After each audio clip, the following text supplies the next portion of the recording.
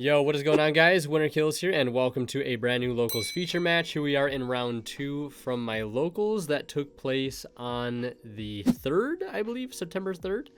And we have kind of a bread and butter matchup here. We have Tear versus Sprite. I think in general, I think the Tear deck has a pretty good matchup against Sprite, but we'll see how this one plays out. So my friend Dan on the left versus my friend Colin on the right. We're going to see Colin lead here with Deep Sea Diva. And I gotta say, I'm quite a fan of the Diva package, at least in his particular list. I do like it quite a bit because of the Hulk line that the deck can take. I think it's a really cool interaction and really takes advantage of Swap Frog, being able to grab pretty much any hand trap you need out of the deck. It does require you to sequence things a little differently because you have to be wary of the starter lock, you have to be wary of the gigantic lock. But you know, Diva just being a tuner over something like Nimble Beaver that is not a tuner, Diva is, you know, really like flexible in that aspect of being able to go for something like Halka-Fibrax. So we're going to see him go for Jet. Jet will grab starter, then we're going to see him link the two Divas into Halka-Fibrax effect. Halka effect, this is typically always going to summon like an Ogre, a Veiler, an Ash Blossom, right? And they're going to use Swap Frog to bounce it back to their hand. It does get them a free interruption, but it's not so bad because at least you know that it's in the hand and you can try to play around it to the best of your abilities. So just kind of keep that in mind, right? That the Sprite deck can search hand traps. It's not just a thing they do in the OCG. It is a thing that they can do here in the TCG still. Obviously, they're just not searching Maxi, which is really, really insane. Obviously, they can't summon off of Hulk over there, but they can get it off of Gigantic because it is a level 2. And now we're going to see him go ahead and overlay the Hulk and the Jet into Gigantic. And then we'll see Gigantic go ahead and resolve here, detaching the Jet, making sure he puts a Sprite card in the graveyard to make the Smashers live, and then swap effect. And then we're going to see him chain starter to the swap to go ahead and then send the Ronin, and he'll get the blue out of the deck. Blue effect will go ahead and search another Sprite. He'll probably go ahead and get something like red or carrot in circulation here since he's already used blue and he's already used Jet. Not that blue could add blue anyways, but, you know, Jet could get started, which gets you another blue next turn. Also take the 1100 from the starter as well, putting him down to 6900. And then here we're going to see him special summon the blue. Or not the blue, the red, my bad. And then we're going to see Swap use its effect as cost, returning a monster you control to the hand. So returning the Ash Blossom to the hand. And the effect would be, you know, he can get an additional normal summon of a frog monster, like a dupe frog or something like that. It can't be Swap Frog, though. But, you know, you just pay the cost for just bouncing a monster. It could be any monster, kind of broken. And then we'll see him go into Elf. Elf brings back the swap effect again. And then Ronin effect, banish swap, go for Toad. And there you have it. You've got Gigantic, Searched Ash, Toad with red on board, and technically double Toad. And could be a possible Smashers there in the back line as well. Most likely Smashers since the starter was searched. Yeah, so then we're going to see him activate a starter here in the standby phase. And also in the standby phase, we're going to see him use the Totally Awesome. And that's going to go ahead and summon out a Dupe Frog. Plays into Super Poly a little bit more, but it's not so bad because if you Super Poly up the Toad and the Dupe, you can at least put a body on field and like they can still get Toad back because they just like before you leave main phase and just battle phase before you leave main phase, Alpha Effect bring back the Toad. And then we're going to see the Dark Ruler come down, as well as the Galaxy Cyclone. That's going to force out the Smashers. And at this point, Tier pretty much in quotes free to play here, but they do still have to worry about the Ash Blossom in hand. It's also a little unfortunate too that we saw our Sprite player shotgun the starter, which is something I think is a little unorthodox. I feel like that maybe is a bit of a misplay there. I think it plays a little too hard into Dark Ruler. I don't really see there being a reason to summon out the carrot like that, because now it's also Dark Rulered. We're going to see the Merly get ashed here, which I think makes sense. Or we're not going to see the Merly get ashed. Something got ashed there. I'm not sure necessarily what it was. I think it might have been the Shaylin effect in hand. So making him resort to normal summon. I might have missed the Shaylin, but I saw the Shaylin was added. But I mean, Shaylin I think is like one of the most high value cards because it like has so much potential, especially if they're discarding a tier name. So I think ashing Sharon makes the most sense, or Shiren, however you want to pronounce it.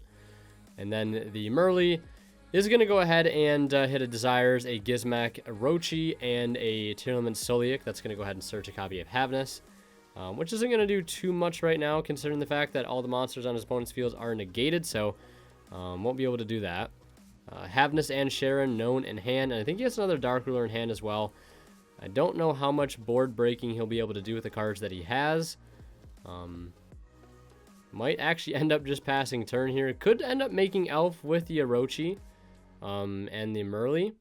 So we're going to see him activate the Orochi, banishing 8 to go ahead and special summon itself. And yeah, I'm still a little bit perplexed about the starter there, the standby phase starter. Because if he would have held the starter, you'd still have a spell trap negate to turn off something like Pearl or Rhino at least. And I feel like that's just better than nothing. You at least have Carrot plus Ash instead of just Ash now going into this board. But we're going to see him go battle phase. Gizmek Orochi is going to run over the Toad, and then Toad effect to go ahead and add back and get back Diva, which is just like a huge power play for next turn, obviously considering another Diva is still in the main deck, which it most likely is. And then we're going to see him go ahead and link off the Orochi and the Merly into Sprite Elf, most likely. Checking the graveyard here, pretty big tell that there is a Dark in the extra deck, and you might go for Dark, but I don't know where you possibly go if you go just Dark, unless he has a way to get to a Link 4, maybe like a Zeroboros, triggering that. Like, if he had a Zeroboros play there, that'd be kind of insane. He has another Gizmek Orochi in hand, too, which is kind of unfortunate. And then we'll see my friend Dan there pass with just one set. And Sprite looking pretty far ahead right now. Wouldn't be surprised if we see an OTK here. You do have Red, you do have Carrot, you do have Toad Engrave. The opponent does have a monster on field, so we can go ahead and bring back the Toad to like start things off here if you really wanted to. So we're going to see him activate Elf, targeting Toad. And he does have Red on field, obviously, to be able to negate if he wishes to. I think you can send off, yeah, any level 2. And you can send off the Dupe Frog if he wants to, since Dupe Frog's not really doing a whole lot right now. The Gigantic can like be a bit of an extender later on. Also, the other thing you have to worry about here is like the Elf can bring back Merly too, which is another chance to let him fusion. So now we're going to see the Havnus, or I think he was using Elf. That's what I think he was using, the Elf, because the Red negated something, and it definitely wasn't the Havnus. So Havnus is resolving there. And then his opponent also using his own Elf to bring back Toad. And yeah, so I assume the Elf got negated. And now the Havnus only milling a Kaleido Heart. Or not a Kaleido Heart, a Rhino Heart, my apologies. And then the Rhino Heart will get hit with a DD Crow. So yeah, I think this game is pretty much on lock here for Sprite. I don't really think he has too many other ways to play right now, at least nothing that's super impactful yet. He does have like a Gizmek Orochi in graveyard. The Elf is like checked right now by his own Elf, by his opponent's Toad, I should say. And now we're going to go ahead and see him overlay the Ronin Toadin and the Elf into a copy of Cat Shark. Not Cat Shark, going for another copy of Gigantic. This one also with the doubled original attack. So putting it up to 3,200. And he's going to go ahead and detach the Ronin Toadin. And this will go ahead and special summon a level 2, locking, of course, both players into level 2s. And this is basically going to turn off whatever Merly could summon anyways, which is really strong. We're going to see him bring out blue and turn the Carrot to attack position. That's when you know things are getting real, when Carrot is turned to attack mode. Then we're going to see him overlay the blue and the Carrot into possibly could be Onibimaru, could be Cat Shark, but it looks like it will be Onibimaru, since this can offer some good removal. I believe it does banish a monster. This card I've seen very, very little of, but he's going to go ahead and banish the Havnus. And then he does have, yeah, you can't summon back the Gizmek Orochi either because of the Gigantic, so kind of missed his opportunity to do that there. And that is just going to be an end there in game 1. We're going to see Sprite take that one pretty easily. Quick shout-outs to Imperium Duelist here in game 2. Check them out, the link below, guys. Don't forget to use my discount code. And if you guys are buying anything on TCG Player, my affiliate link will always be in the description of my videos. So if you guys want to buy anything and support the channel, don't forget to use that link, again, in the description of all my videos. We're going to see my friend Dan here start things off. In game 2, Merly milling 3, hitting a Rhino Heart, not using the Rhino Heart, and just summoning out a Gizmek. And kind of like deja vu here. We're going to see him make the same play, go into an Elf, and hopefully, you know, this Elf will try to get into some kind of play on the next turn. But we're going to see a standby phase Imperm on the Elf, so that won't be doing anything. And then a Lightning Storm to go ahead and follow it up, and that's going to trade 1-for-1 with the opponent's Imperm. And then if we see the normal summon Diva here, I think this, like, I think there's a really, really good chance that this is probably going to be game.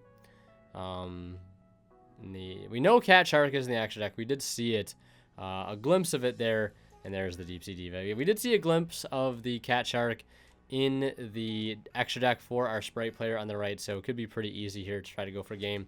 And it looks like he's going to chain Gizmek Orochi on the resolution of Deep Sea Diva.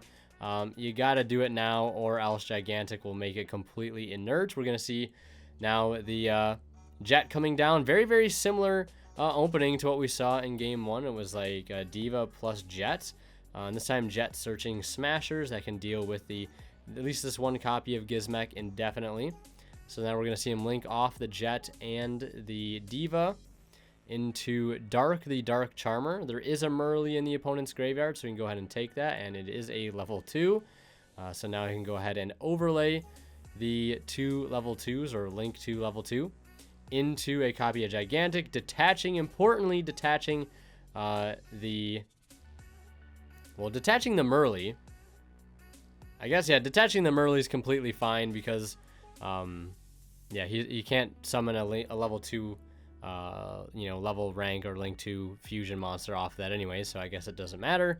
And then you keep the Dark underneath it, I guess. I don't know what purpose of, like, keeping the Dark underneath the Gigantic serves, but either we're going to see him bring out a swap. That's going to, of course, dump Ronin like it usually does. And, yeah, like, I think this is probably just going to be an OTK here, right? Like, I think in hand for our tier player, all they have is Swap Frog plus Snow. Normally great cards in the tier deck, like I think this is Danger tier. Yeah, we did see a Snake get milled off of that Merly. So it is Danger tier. So pretty common to see those cards. Just unfortunate that they ended up being both being in the opening hand here for our our Danger tier play. Although I guess he could have started like normal summon swap effect, and then use the Orochi.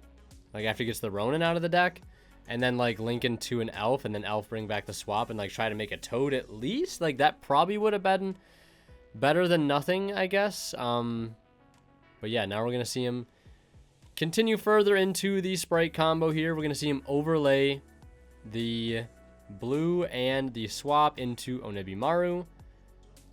And then we're going to see Onibimaru banish the Gizmek Orochi. So one less thing to have to go through in the battle phase.